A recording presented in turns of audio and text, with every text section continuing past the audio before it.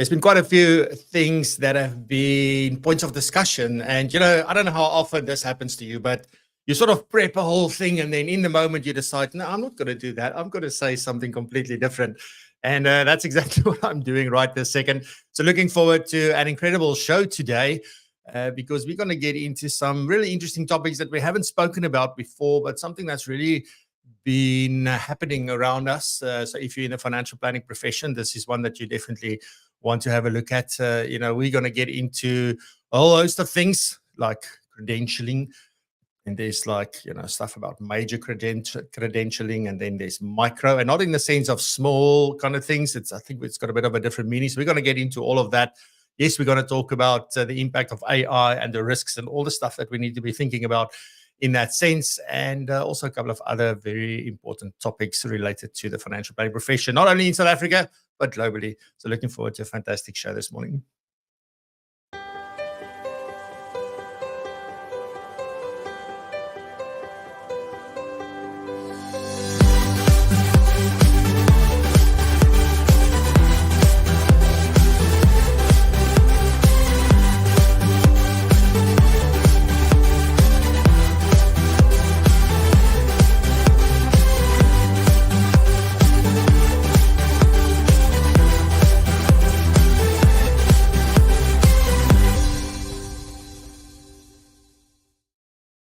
Good morning. Good morning. Good morning. Warm welcome to Propulsion Live this morning. Looking forward to a fantastic show. As I said in the intro just now, I know some of you missed the intro when you're watching live because YouTube takes a bit of time, but it doesn't matter. You are here. Thank you so much for joining us live. We really deeply appreciate it when you do join us live. But also, if you are watching the recording at this point in time and you got this far, fantastic. Thank you very much, and a warm welcome to the show. Today, we talk about a whole host of things that are impacting our profession going forward. There's some important conversations taking place. There's some important trends that we witness. And I've got the amazing Lelané Bezuidenhout, the CEO of the FPI, here this morning. We're going to get a little bit deeper into this. So I'm going to try and keep things as short as I possibly can so I can give Lelané as much time as possible because she has loads to share this morning with us. I'm really going to pepper her with some great questions, I think, this morning. So let's see. Pepper is maybe not the right word, but Lelané, looking forward to that. In that vein, Lelané is also going to do the news this morning on behalf of the Financial Planning Institute, so looking at current affairs. Then we have Kim Potgieter in the house this morning with her segment on well-being and money. And today she's going to talk about some coping mechanisms and tools for financial advisors. This is such an important topic. We had a conversation last night, a little bit over WhatsApp, as well as this morning in the studio.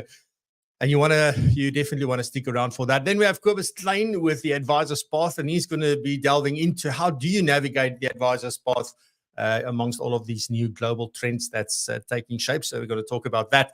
I've got a couple of quick announcements, and then I'm going to chat to Lelané today. Also, what we're doing today is doing the lucky draw for 3 people who gave us feedback on the Propulsion Tech event.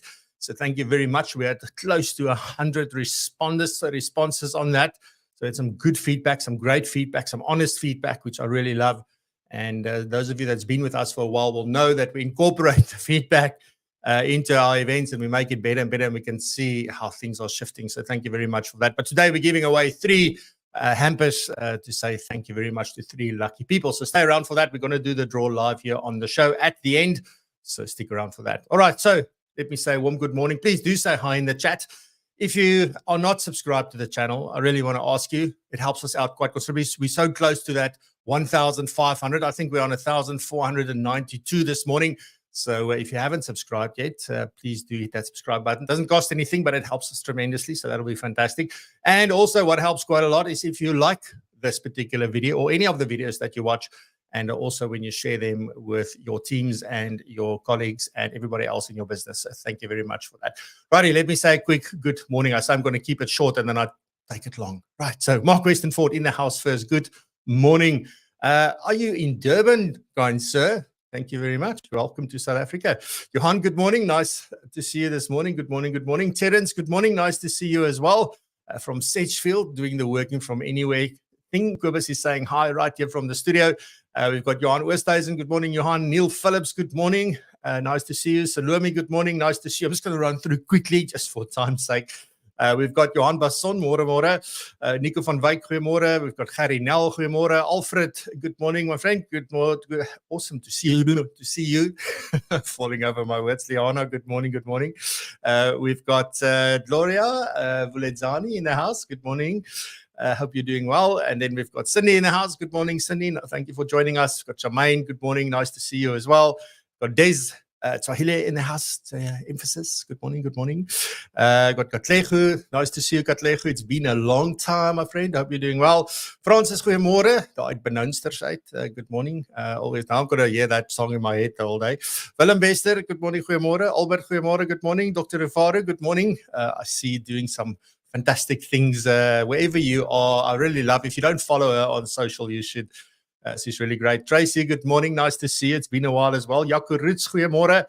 Bye. Welcome. Nice to see you as well. Mr. Guy Holwell, how are you, sir? Hope you're doing well. We've got Russell in the house. Good morning. I still can't say that word, from PE. That I can say, but the other one I can't say. Sanana, good morning. And Barry, good morning. Nice to see you. And thank you very much for joining us. Ladies and gents, let's head on over to the news studio where Lelané is waiting for us with the latest.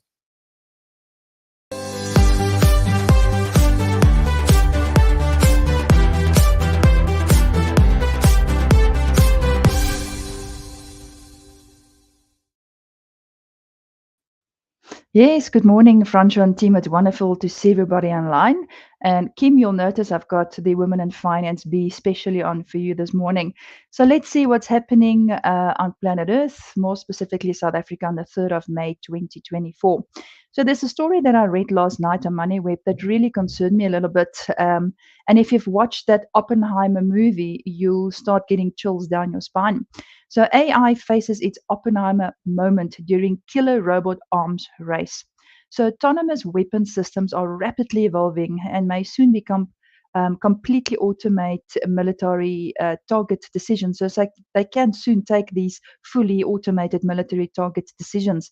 The Austrian minister, foreign minister, referred to this critical juncture as the Oppenheimer moment in our generation, invoking the need for regulatory oversight similar to that after the creation of nuclear weapons.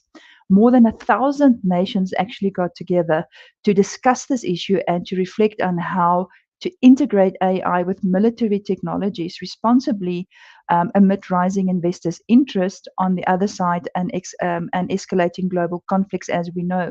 We've seen it globally. Then Jan Tallinn, a billionaire computer programmer, highlighted a misalignment between the Silicon Valley's profit-driven motives and the broader human welfare.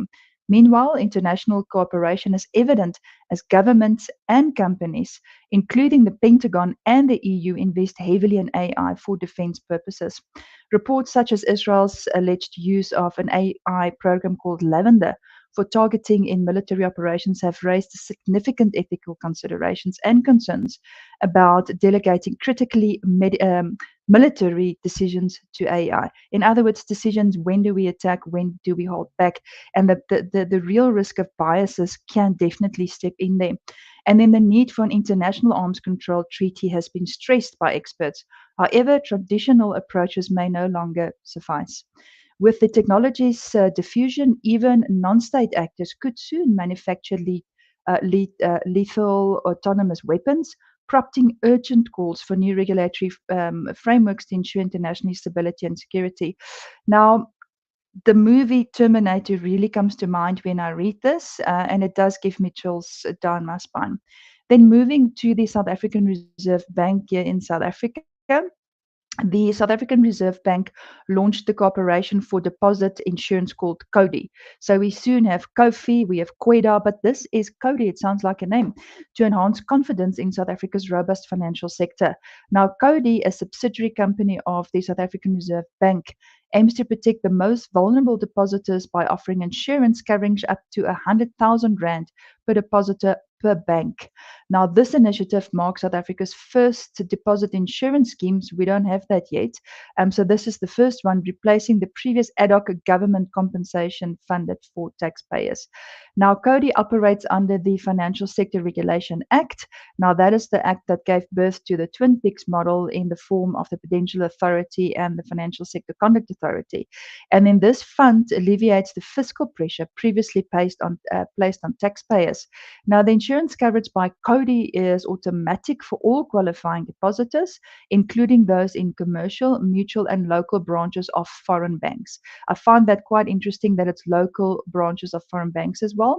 And then the establishment of CODI is part of Twin Peaks, like I've mentioned, after the regulatory reforms post-28's financial crisis, and integrates with South Africa's financial sector safety net, which includes the two conduct authorities I spoke about. So that's quite interesting. We have CODI, and it is effective from April already. So then what is happening the 29th of May? And what fears is the market actually facing? So 29th of May, that is a public holiday, but for a very specific reason. That is when we are going to the voting polls. So asset allocators in South Africa are preparing for potential market instability due to fears of coalition between two political parties, namely ANC and EFF. So investors are concerned that such a coalition could lead to radical policy shifts, especially regarding land reform and independence of the central bank, potentially triggering capital outflows and negative impact on the rand. Now, Old Mutual Investment Group highlighted the importance of maintaining approved fiscal and monetary policies, and the independence of key institutions like the Reserve Bank remains key. Now, polls suggest the ANC might lose the majority, which is giving the rising fears to the likelihood of the coalitions I just alluded to. Asset managers are very cautious, considering the adjustments in the investment strategies based on the potential outcomes. Then asset managers are also keeping an eye on the US elections and the implications. Now, I just came back from the US in Colorado, and it's really quite a political scene there as well. Where you've got different people supporting the two leads in the US. So there is a bit of tension there as well. You could actually feel it in the air. So let's then quickly scoot back to the FPI.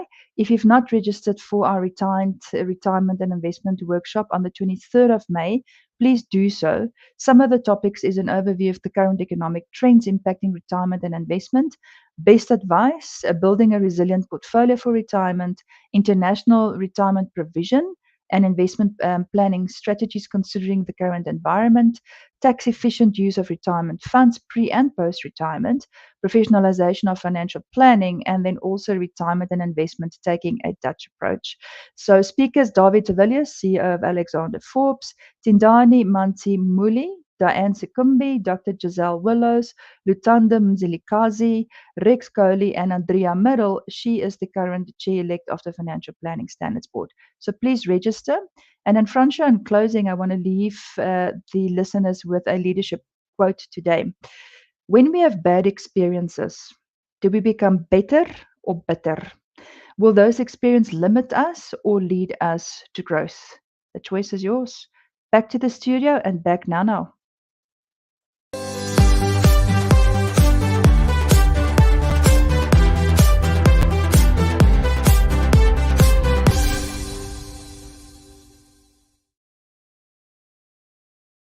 Thank you very much, Lelané. That was quite a lot, and some interesting things to stay abreast of. Right, next up we have Kim Potgieter, and as I said, Kim is going to talk about coping mechanisms for financial advisors and tools that you can use when dealing with really emotional situations with your clients. And I'm really looking forward to this. This is such a great topic to be talking about today.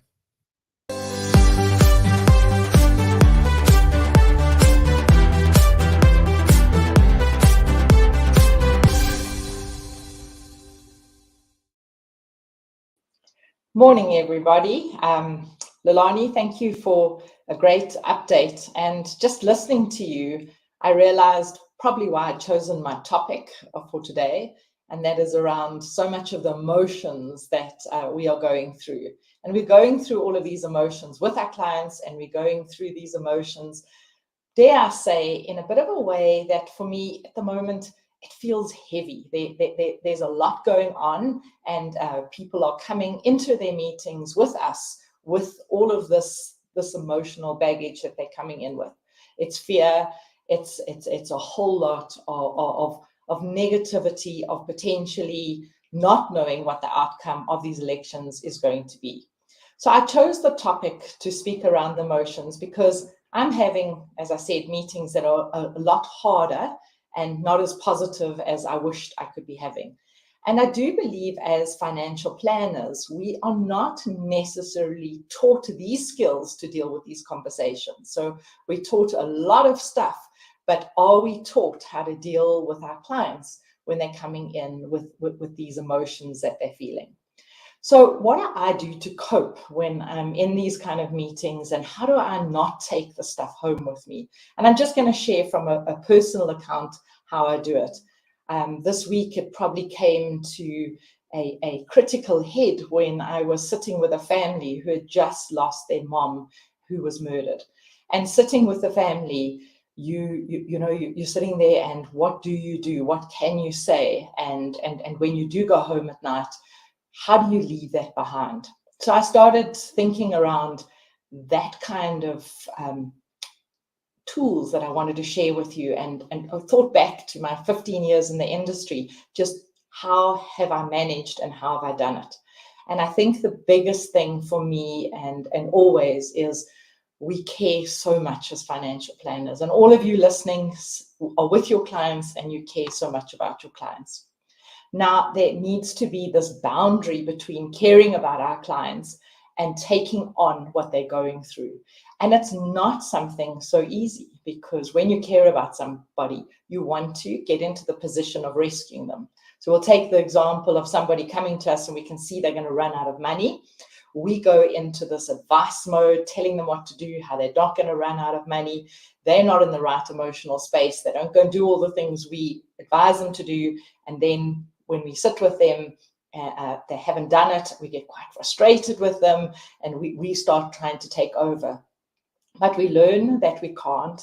And when somebody is running out of money, we can't lend them the money. We can't do anything other than just be their support role. And that becomes a great challenge for us. It's the same with health. It's the same with any transition that they're going through when they're in some pain. So for me, a big thing is I give space in between my meetings.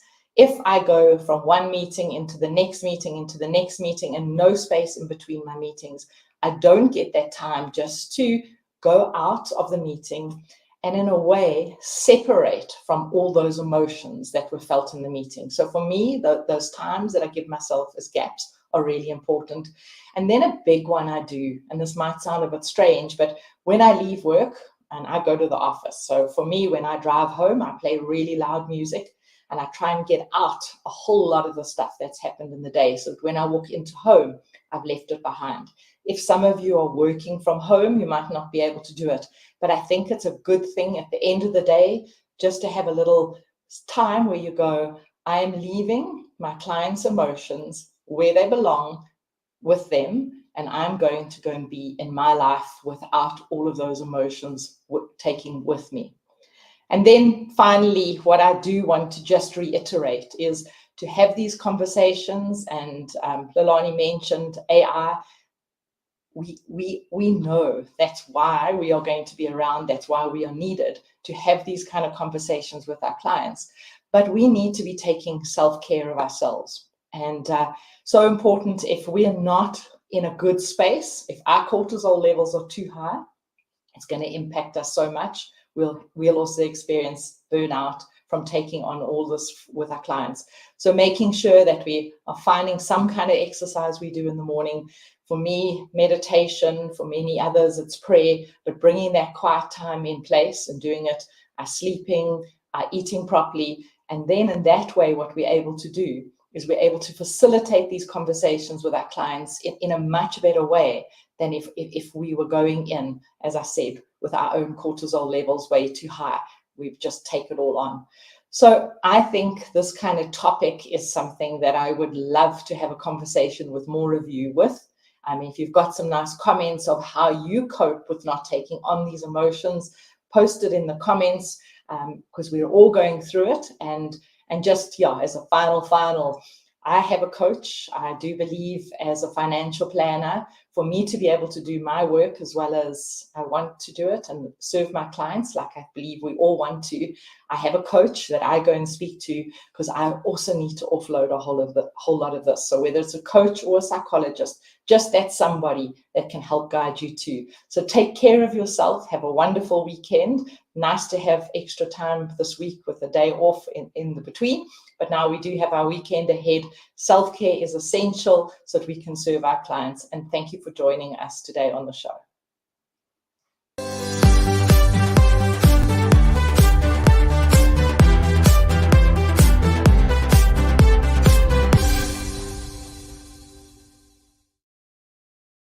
Thank you very much, Kim. Next up, we have Kobus. And as I said, Kobus is talking about navigating the advisor's path amongst all of these global trends and shifts and things that are happening. So looking forward to another good segment.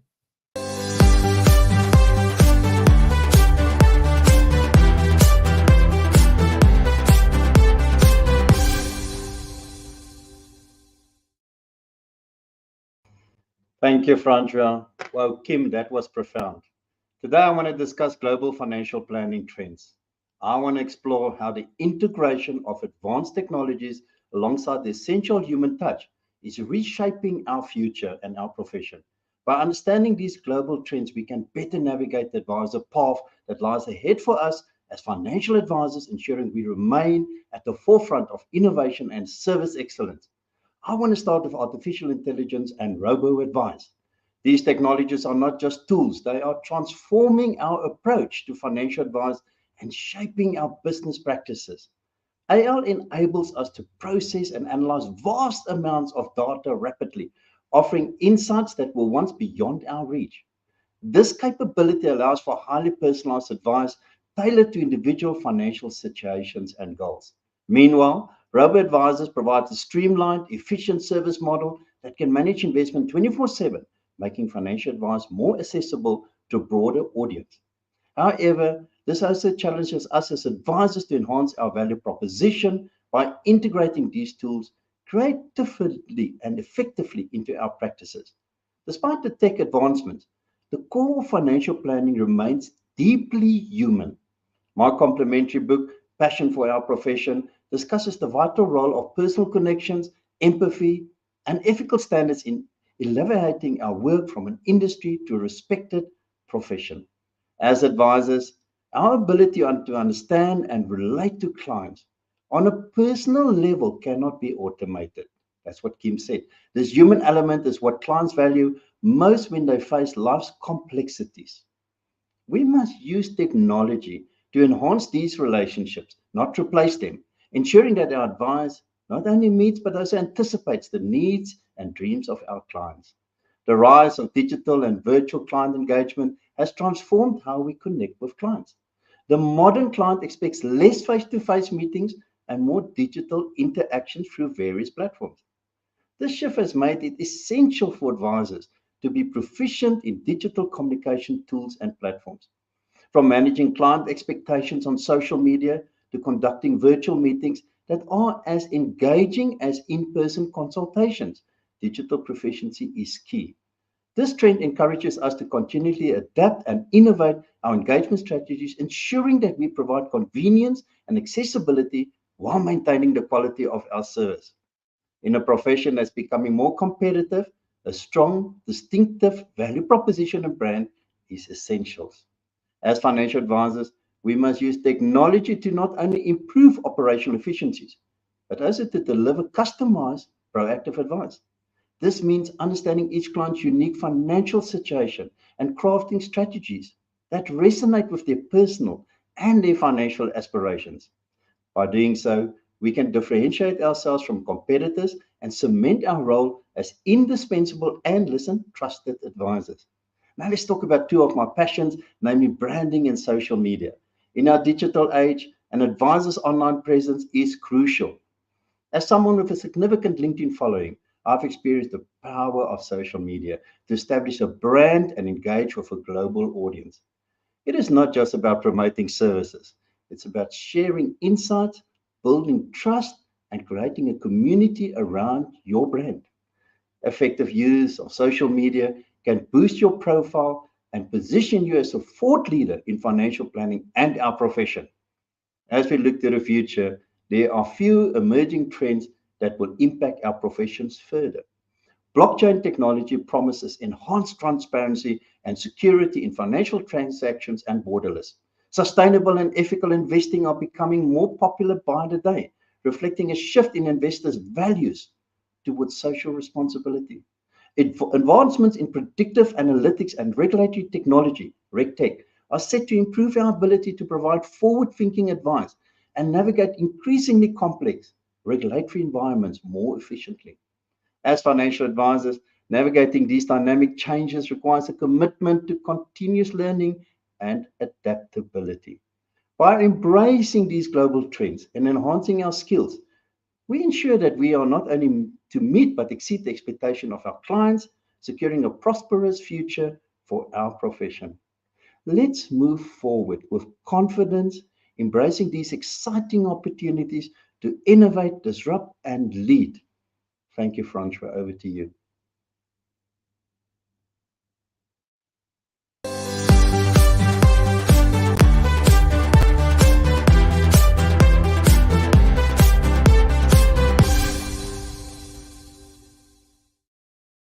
Thank you very much, Kobus. Great segment. I was looking there for where did the button go because I went onto another screen and then it took a while. Sorry for that. Anyway, so let's do some quick announcements very quickly.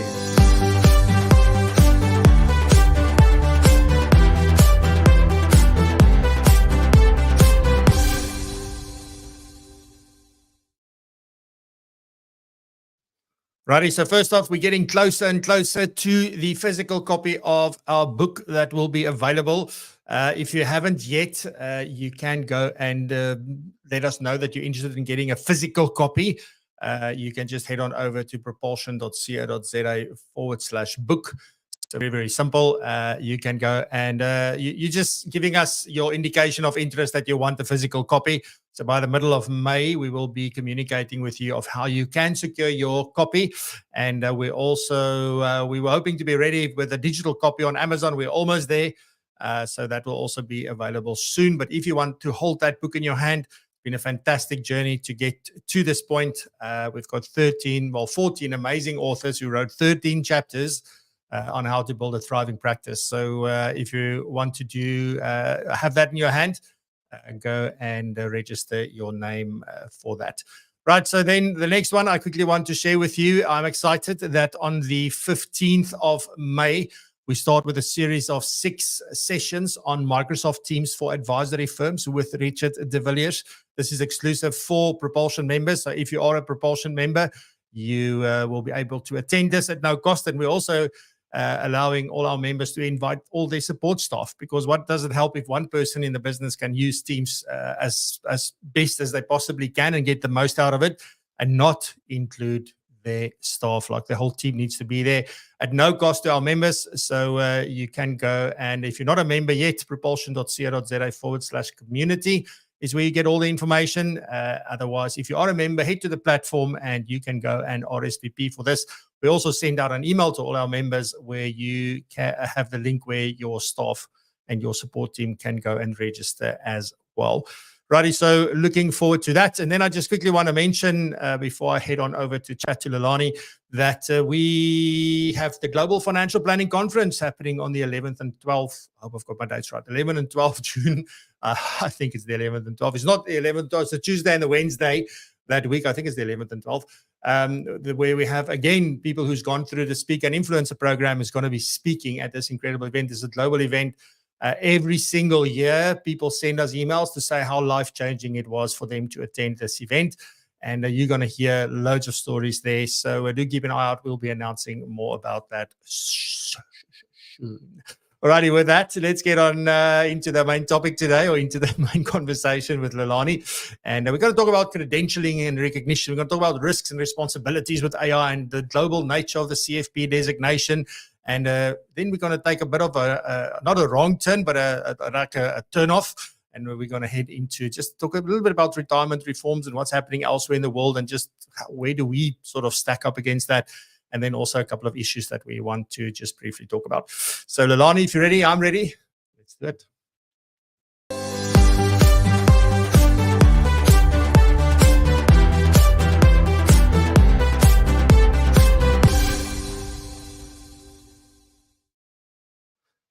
At the risk of assuming that I need to really introduce you, Lelané, I am still going to introduce you. So for those of you who don't know Lelané is the current CEO of the Financial Planning Institute, and somebody that I've worked with for quite a long time. And alongside, sometimes she had to, give me calls and say, do not do that. Please don't do that. Because, that's how I am sometimes. Say, sorry, I won't do that again. But Lelané, amazing to have you on the show. It's been a while. I think the last time you were a guest twice on the show. Once way back in the day with David when we spoke about advisor titles and stuff. And then there was another time where you were on when we were doing Women's Month. So it's fantastic to have you back in season 5. So warm welcome to the show. Thank you, Francois. Yeah, I remember the very first podcast we had. I rocked up with beautiful red lipstick and perfume. Not that that mattered, hey? But No. Francois, I'm glad I'm not the only one whose tongue is a bit stuck or frozen this morning. When you did that, I had such a laugh. But thank you for inviting me back to the show. And for starters, you are doing awesome work. I just wanted to give you personally a shout out. Now I listen to when I'm reprimanded and I do better. So we try our best. Lelané, there's so much that we need to talk about. So I'm going to get straight into it. You've just come back from FPSB meetings and all sorts of things. And there's obviously loads of things being spoken about at that. So I want to delve into specific things, not necessarily just only from that, but I think things that are maybe top of mind for a lot of people, particularly those that do have their CFP designations, etc. I think there's loads of things that we can talk about.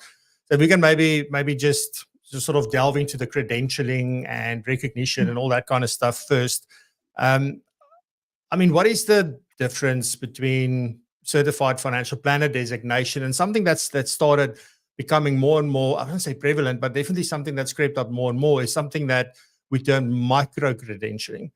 And with micro, like just from my perspective, and you can definitely correct me, it's like we're not meaning that it's a small credential. It just means it's a very specific. It's niche. I think another word would be niche, maybe, not necessarily micro. But what is the main difference between those? Yeah, sure. Where to start? So for starters, Francois, yes, I just returned from Denver in Colorado, where the Financial Planning Standards Board office is. It's on 707 17th Street in Denver. Beautiful city. And maybe just for background for the listeners, I didn't go there to attend a LACA conference. It's literally the top 7 affiliates globally from the Financial Planning Standards Board that meets in Denver once a year. That is the FPSB's head office. So it makes sense that we go there. And I've got the privilege, and I'm very humbled by it, to chair this committee. It's named, or it's called the Chief Executive Committee. And on that committee, we have the top 7 territories. And I'll give you a shout out in alphabetical order. It is South Africa. It's Australia. South Africa is first because I'm the chair. Then Australia, Brazil, Canada, Ireland, Japan, China, the United States, and of course the FPSB themselves.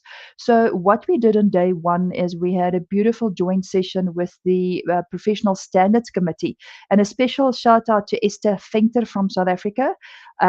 She is one of the individuals that actually came up with the concept of knowing, being, doing. As you know, the curriculum was reviewed. So I met up with Esther Venter all the way from Cape Town in Denver, and we had the privilege of doing this joint session together. And those micro-credentialing, and I want to give a shout out to the speakers those days.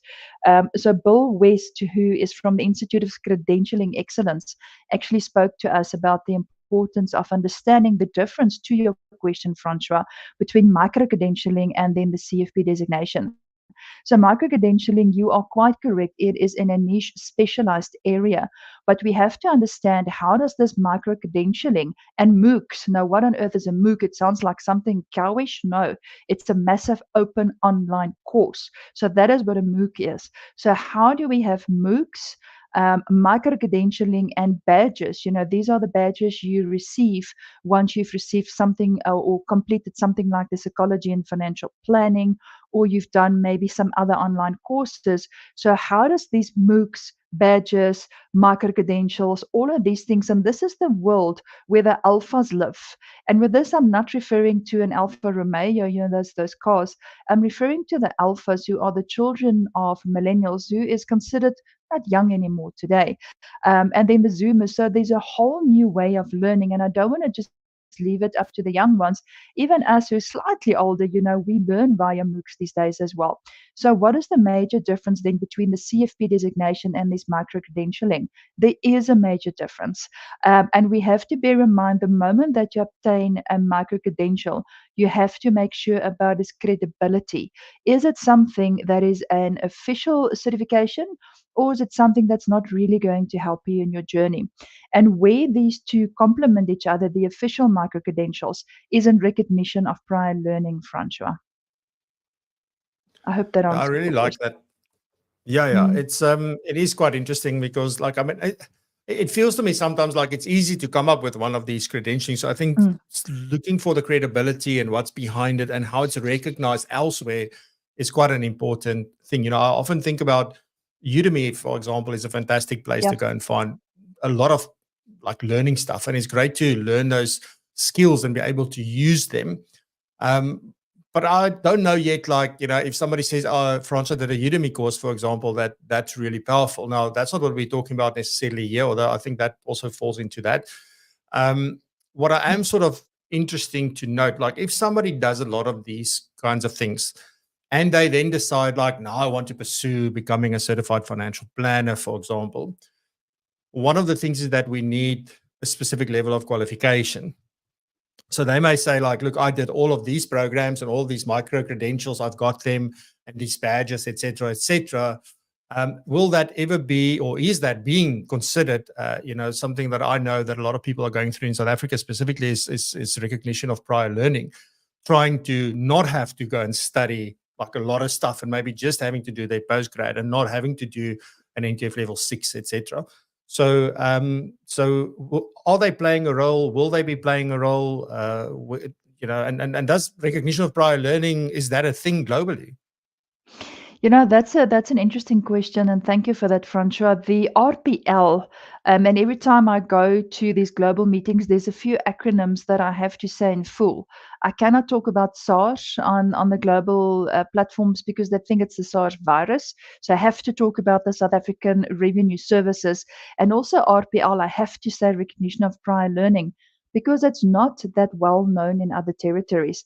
Now with South Africa, there's so many things, Francois, that we are actually leading in leaps and bounds. If we compare ourselves to some of the other territories, RPL being one.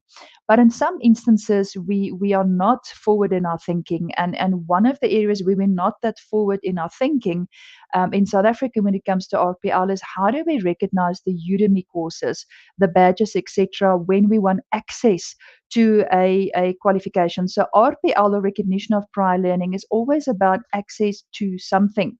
So what is supposed to happen, and in our conversations as a professional body with the South African Qualifications Authority, in short SAQA, we keep on pushing, and also with the Conduct Authority, the importance of recognition of prior learning. I mean, I always said, if somebody completed the learning outcomes of the regulatory examinations, why do they need to write RE? Questions to consider when it comes to recognition of prior learning. But the importance of RPL is when you take a curriculum. So it's very important that when you do obtain a qualification, that it speaks to a curriculum. And professional bodies like the FPI is the owners of a curriculum. And that curriculum needs to speak to the qualification. So what an RPL assessor would do, and you need to make sure if you want, so let's say you're listening to the show today and you do want to become a certified financial planner, find yourself an RPL assessor. And if you don't know where to find an RPL assessor, please reach out to me or Nikki. What the RPL assessor then actually does is to look at everything that you've done and to map it to the learning outcomes of the academic part of becoming a certified financial planner. And it's almost like weet die kringetjies and kruisies. So you could go tick off, okay, you meet this learning outcome, you meet that learning outcome, you're exempted from this part of the module, and we're all familiar with exemption. And then by that time, the university or the tertiary educational provider would say, from an RPL point of view, because you meet these learning outcomes, we now give you access to the qualification. So you will never be exempted, especially with the CFP designation, from obtaining that qualification. But recognition of prior learning could tick some of your learning outcomes already, and your time that you spent in obtaining that academic qualification may be shorter. So RPL is never there to replace you obtaining the qualification, but to make your journey maybe a little bit shorter, Francois. So we are leading in the space of RPL, but we're not there yet with taking the MOOCs and credentials and badges into consideration yet. Yeah. Thank you very much, Lelané, for clarifying that. I think it's an important point because there is definitely this idea around that if I have this, I don't need to do that, kind of thing. Yeah. So thanks for clarifying. I'll come back to the CFP designation in a minute, but maybe 2, maybe 3. I want to talk a little bit about AI. I. Yeah, I know, like you and I can maybe talk about this for a very long time, but there's, I think the side of AI that we need to explore a little bit more is more around the risks and the responsibilities that we have. I mean, you highlighted a very important point during the news segment this morning around how other people are using AI, because as much as we can use it for good, people will use it for the opposite or to gain an edge above something, which is also the idea in business, I guess, is to gain an edge. But there are certain things that have more severe implications on humanity and not just on you and your business and your clients. And I want to start off with this whole thing because there's a lot of tools out there that are free. And then there are also, I guess, a lot of tools that are paid for. And I'm keen to hear from your point of view, if you think about free AI tools and paid for AI tools, specifically in the financial planning space, or tools that we could use as part of our business, what are the main differences for you? Before I dive into that, Fransha, thank you. There's something you said right in the beginning that triggered me to say the following. Now, some people may like it or not, but it comes from the heart. We need to be careful to, and I said that in your tech show as well, we need to be careful to seed our intellectual capacity to AI. And sometimes I ask myself, who's really the intellectual one, the human being or AI? So we should, veer away from completely ceding our intellectual capacity to AI and to become lazy. I mean, since the calculator came in, but we've to some extent lost the ability to just quickly do a calculation in our head. Look up and go da da da da and work it out. You always quickly grab your cell phone. So be very careful to overuse AI and to lose your brain in the process, if I may put it that way. But to come back to your question, I want to give credit to the speaker because I'm going to dive into what he has shared with us. And the speaker there was David Younger. So think of hunger, but it's David Younger. And he's the CEO and co-founder of Vital. And he spoke to us about how AI is actually playing into education and certification. But to focus more specifically on your question, we must be very careful what type of AI do we use. And what he did that day is he had Maslow hierarchy, but in there he had the different levels of AI. And that was quite interesting as he took us through the various steps. And the first step that he started with, if you are using an open AI that is for free, you link it to your Gmail account, whatever the case may be, you are actually only just on level 0. And why are you only just on level 0? Well, there's a lot of risks that come with open AI. And he shared a few case laws and litigation with us that's going on at the moment because people unknowingly shared their company's AI in this open sources. And remember, your company's own intellectual property is not protected the moment that you decide to use an open source.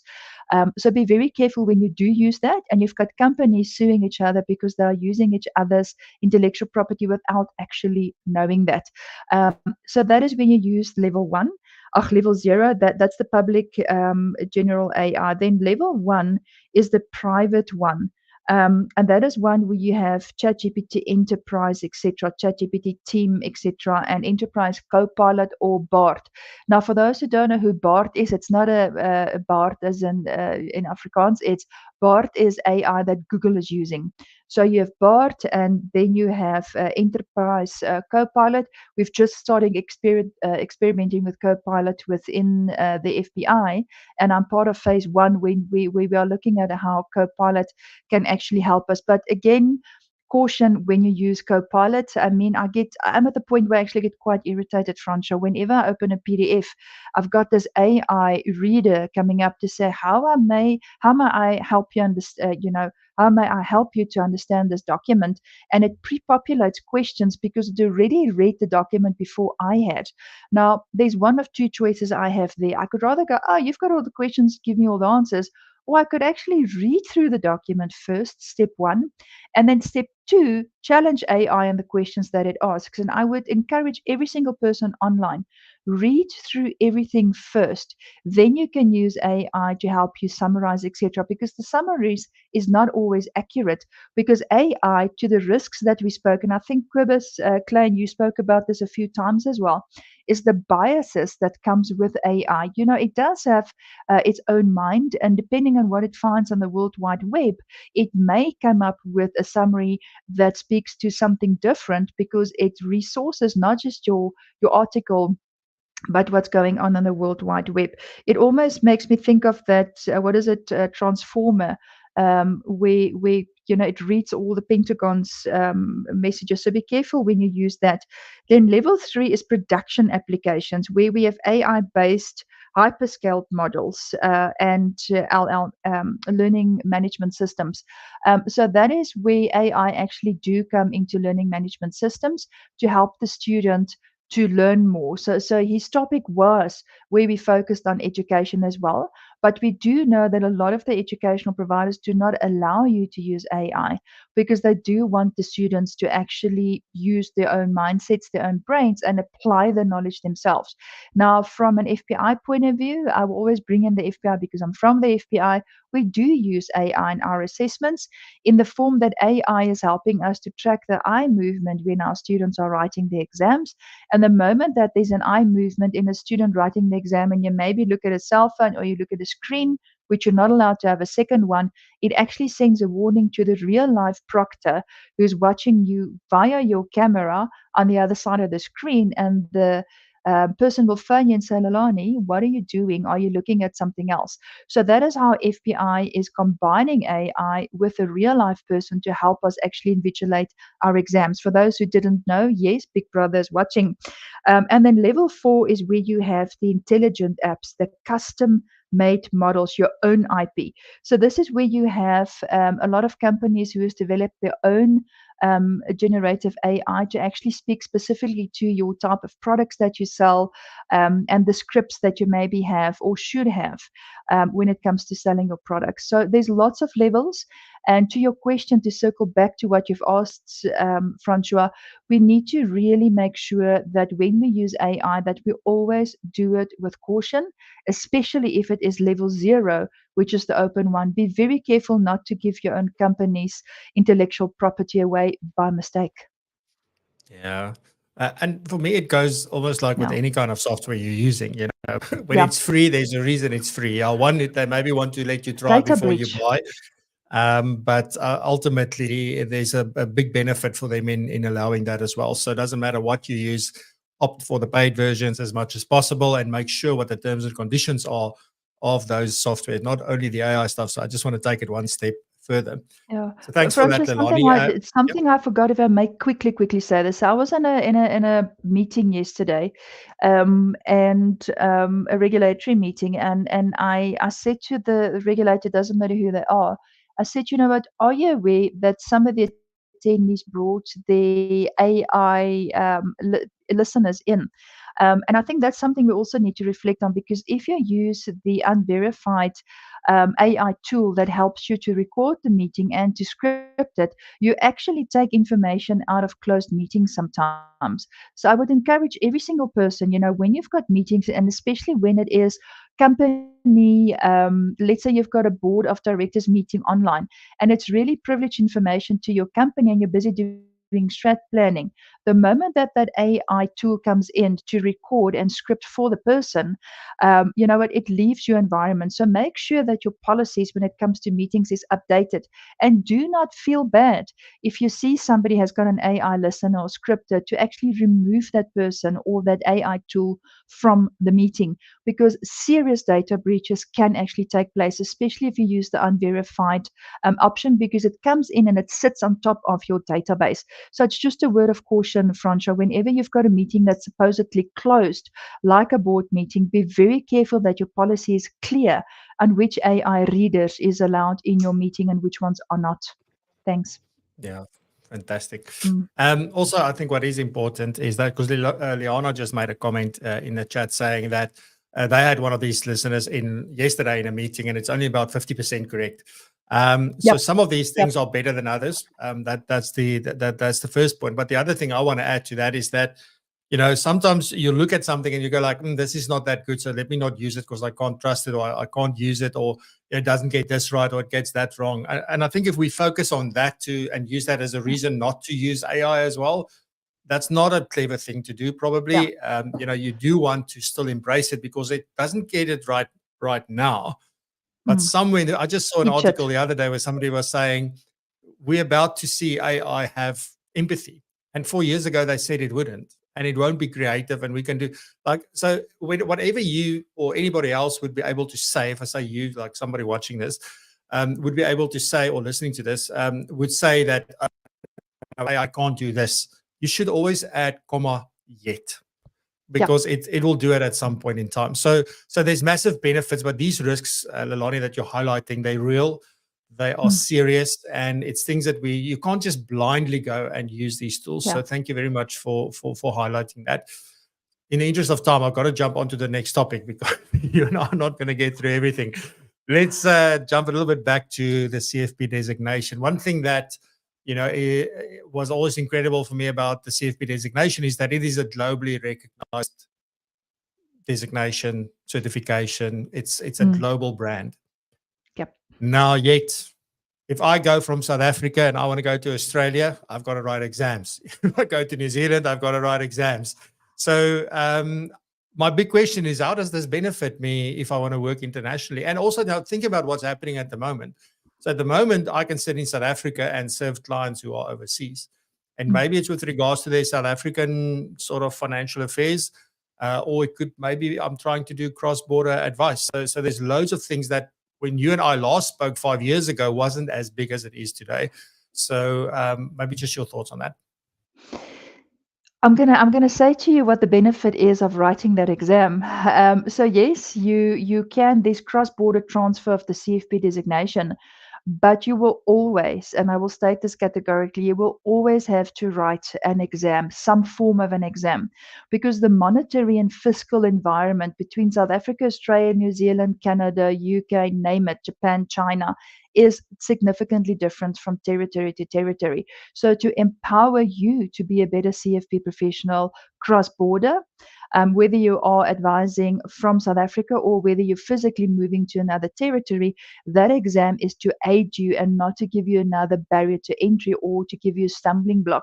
It helps you to understand and to better advise that client, but it also protects the integrity of the CFP mark. So that's in short, Francois, the exam will never fall away. There will always be some form of an exam, not necessarily the full exam, but one that hones in on territory-specific legislation.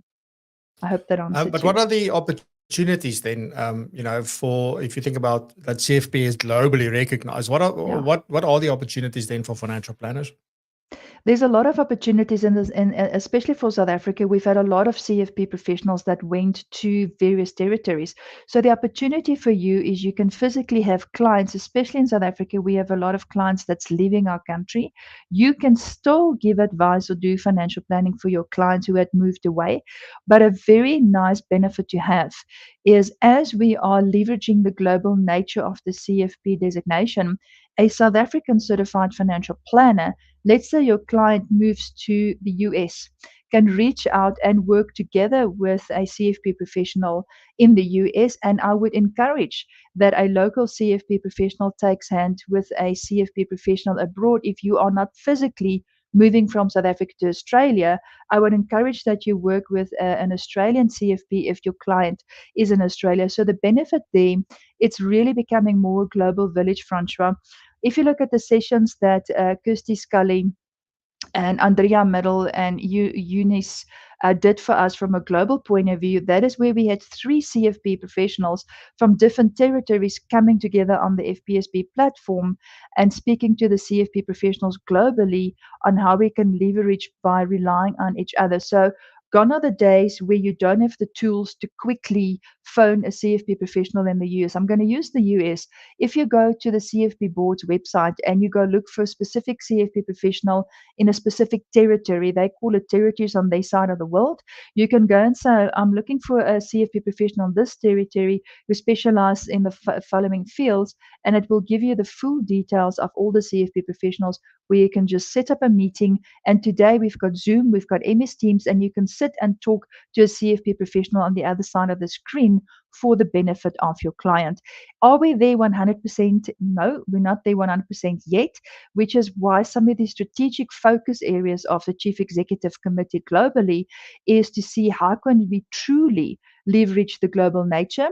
One of the areas that we are already looking at and which is allowed is if you as a CFP professional in South Africa decided you completed a CPD course in New Zealand, that is actually applicable as continuous professional development for you as a CFP professional, not necessarily for your regulatory CPD. I want to separate those two for today, but you are allowed to do CPD courses across the world and claim FPI CFP CPD. That's fantastic. Lelané, then talking about CFP, there's more than one CFP, can I call it designation? If I'm technically incorrect, just reprimand me. But so I know there's a bit of a thing around the 2 CFPs. I don't even know if everybody listening to this or watching this is even aware of this. But there are 2 things, and I want to know sort of just at a high level, maybe what is the issue or the challenges, because there's these 2 designations. You've got the Certified Financial Planner certification or designation, and then there's also the Chartered Financial Planner designation. What is currently happening in this space? Sure, I'll keep it high level. So in Canada, you have the Chartered Financial Planner, but also in the UK, those 2 are different. We should not, and then you've got the Certified Financial Planner. So in Canada, there is and this is where the storm happened. There is a Chartered Financial Planner, but the membership to that body is very small. If I'm not mistaken, I think it's far below 100 even. And if you look at the Certified Financial Planner globally, we are already sitting on over 224,000 CFP professionals. So that body only has below 100 chartered financial planners. It was a bit of a storm and a teacup, but we do not want to underestimate the importance of trademark protection. So I can't share too much detail, but there is litigation going on between that institute and the Financial Planning Institute of Canada, FP Canada. And it's not a South African issue. It's a Canadian issue. It's not the UK Chartered. The UK Chartered has been around since 1912. So I want to remove the UK Chartered from the Chartered in Canada. It's a private litigation matter at this point in time. And they are running with it. So there's no need for South Africa to get involved. You know, it's like Canada getting involved in the South African issue. Leave it to Tasha Badstone. She knows what she's doing together with the Financial Planning Standards Board. I hope that answers your question. Yeah, thank you very much. Lelané, any last words that maybe something that I haven't asked you that's maybe just top of mind, just in closing, that you want to leave everyone with? I will. So very high level. We had a fantastic update from the Netherlands with regards to how their retirement reform is changing.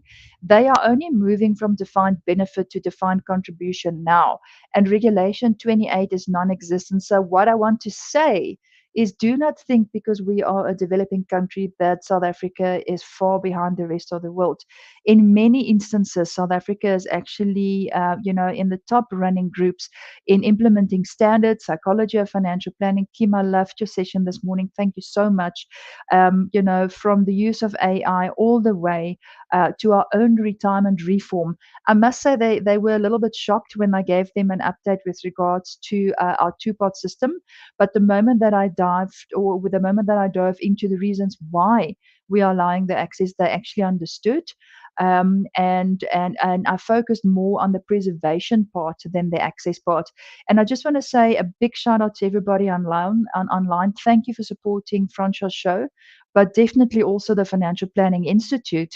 And if there's any feedback that you want to give to us specifically with regards to CFP, reach out to me. At any point in time, I'm fairly accessible, and I do try to get to my emails as fast as I can. And Francois, bless you. It's all I can end off with.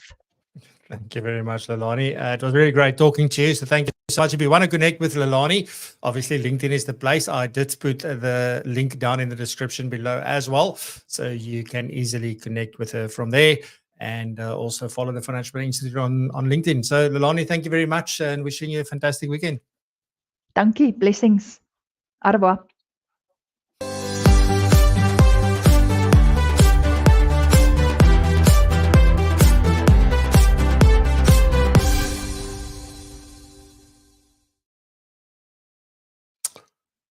Alrighty, fantastic. So let me just go see if this thing is working. I hope so. We are going to do a spin the wheel. I lost it. Let me just bring it back, and let's just see if we've got everybody on there. There we go.